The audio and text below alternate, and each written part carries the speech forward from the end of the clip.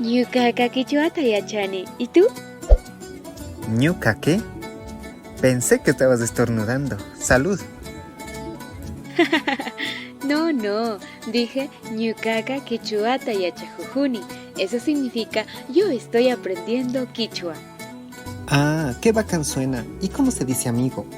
Claro, se dice mashi, así que tú eres mi mashi. ¿Qué nivel? Entonces, Mashi, vamos a aprender quichua. Sí, porque el quichua no es solo idioma, es cultura, raíces y está vivito y bailando. Aprender quichua es reconectarte con tu identidad. Habla, ríe y vive en quichua. Quichuapi, yuyay, rimay, quilcay.